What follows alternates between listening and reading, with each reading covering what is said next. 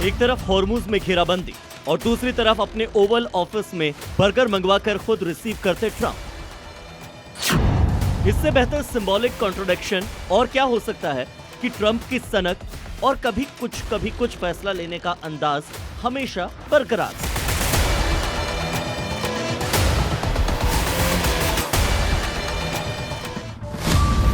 इस कॉन्ट्रोडिक्शन यानी कि ट्रंप के जहनी अंतर्विरोध का सच तो यह है कि ट्रंप ईरान के साथ पहले जंग और अब सीज फायर के बीच संघर्ष में बुरी तरह से फंस चुके हैं, और अकेले भी।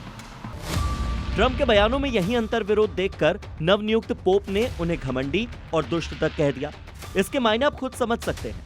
दुनिया जानती है कि इस्लामाबाद में ट्रंप की शर्त को कितनी बुरी तरह से ठुकरा चुका है ईरान। वहीं ट्रंप उसे समझौते के लिए आतुर बता रहा है। दूसरी तरफ 48 घंटे में युद्ध खत्म होने के दावे का आधार क्या है? हॉर्मुज में घेराबंदी। अमेरिकी नेवी ने ईरान की ओर आने जाने वाले जहाजों की निगरानी और सख्त कर दी है। इसके लिए 10,000 से ज्यादा सैनिक, दर्जन भर युद्धपोत और कई विमान तैनात हैं।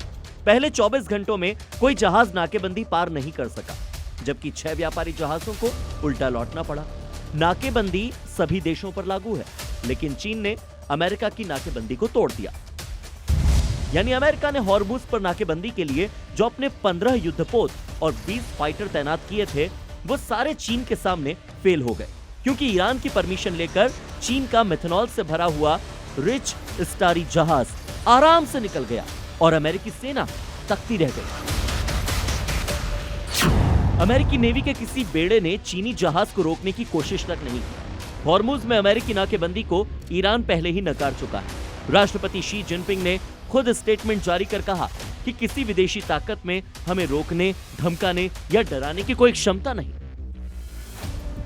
हॉर्मुज में अपना जहाज अमेरिकी नाकेबंदी के बीच पार करवाकर चीन ने यह साबित भी कर दिया।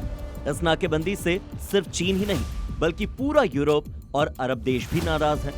सऊदी अरब के विदेश मंत्री ने यहां तक कह दिया कि अमेरिका के भरोसे अपनी सुरक्षा खतरे से खाली नहीं।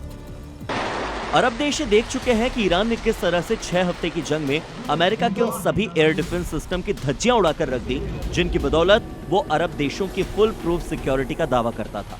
ईरान हमले करता रहा, ट्रंप बयान पर बयान बदलते रहे। आज की स्थिति में हाल यह है कि सऊदी अरब से लेकर इराक, जॉर्डन, कतर, बहरीन और यूएई तक के इंफ्रास्ट्रक्चर बड़े पैमाने पर बर्बाद हुए।